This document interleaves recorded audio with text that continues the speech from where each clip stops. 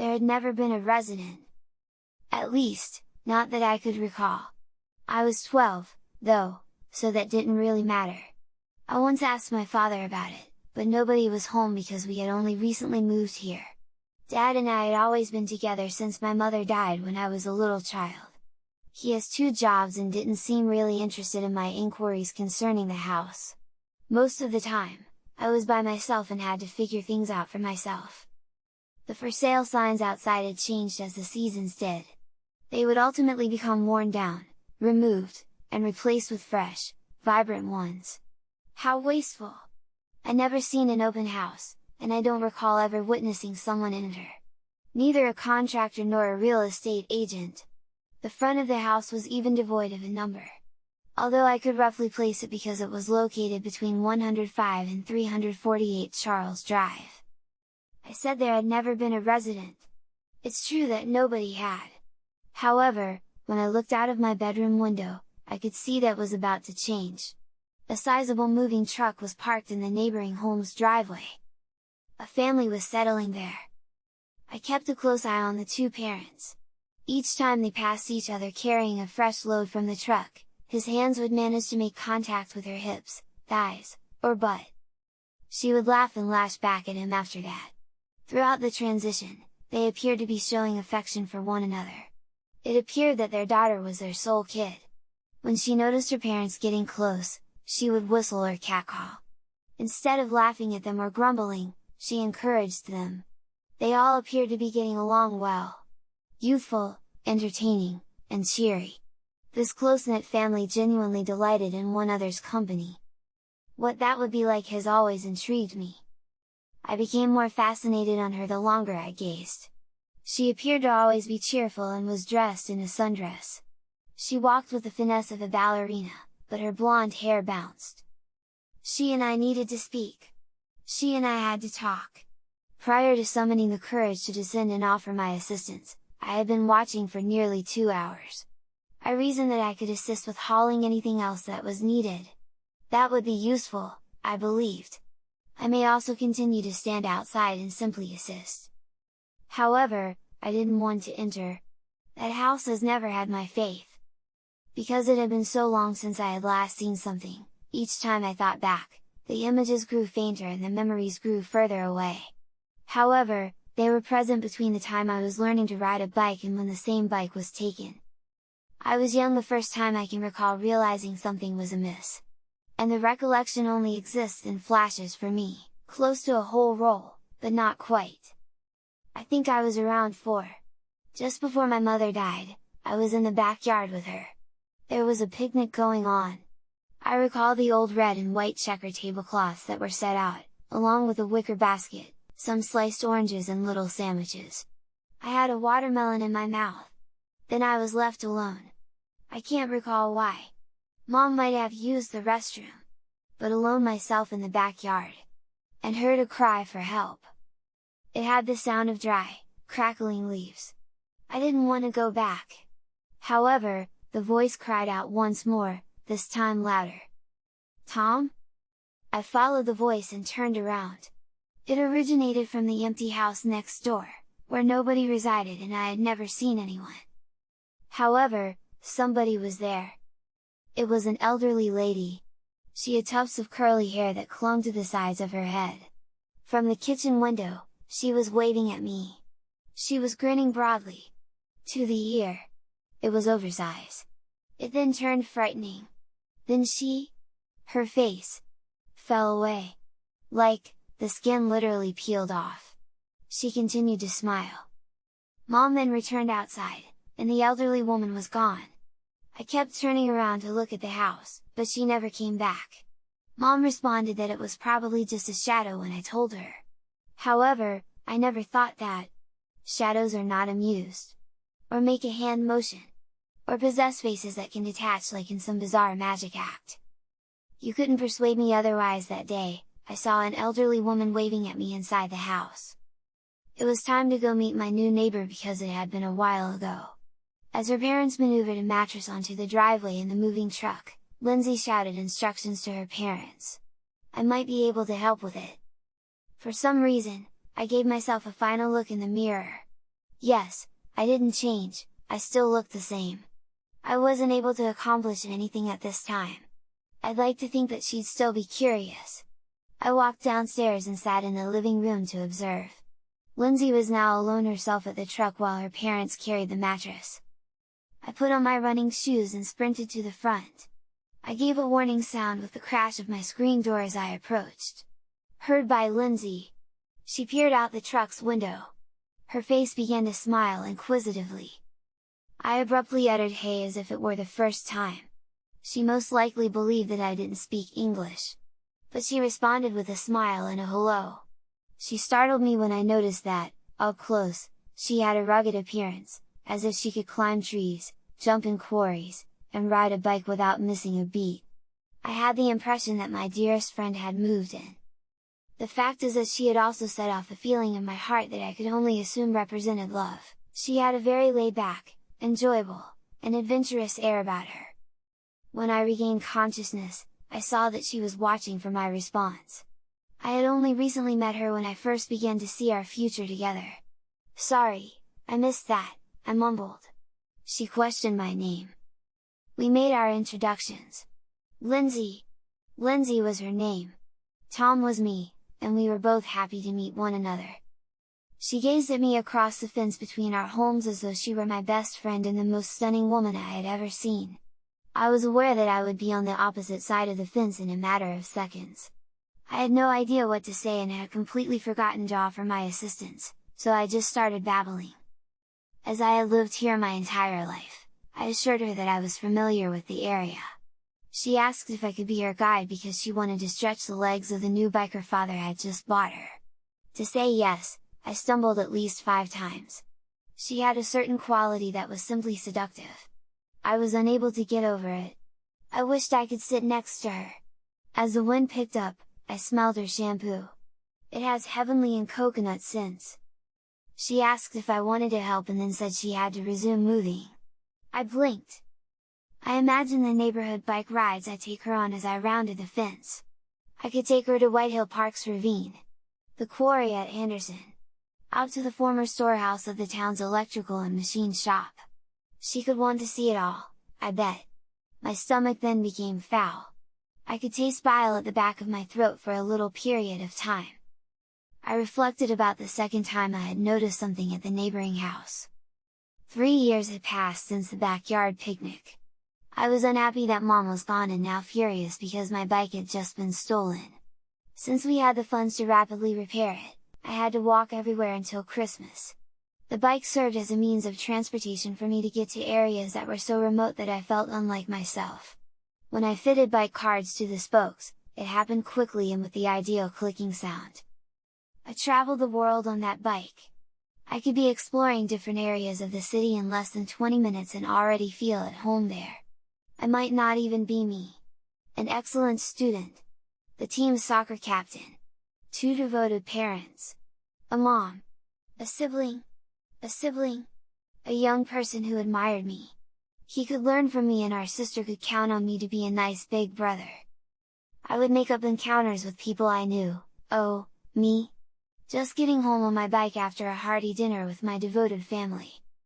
I had these incredibly detailed ideas about who I could be and what my various families would be like in various regions of the city. The most lovely way for me to leave my house during those times was to go bicycling. That oasis was taken from me when my bike was taken. I was restricted to walking only about my house. That wasn't very far. In any case, I looked all over the streets for my bike. But, I never did. So it was home. I awaited the arrival of Christmas. One night, I was awakened by a violent storm outside. However, it wasn't a loud thunder.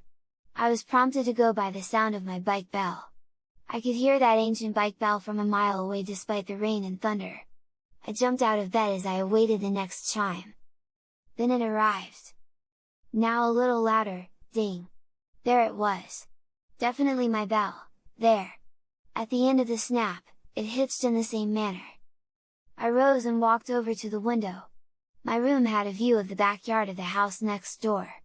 It was drenching outside, and the storm appeared to be passing directly overhead. However, there it was. My bicycle, they have a backyard.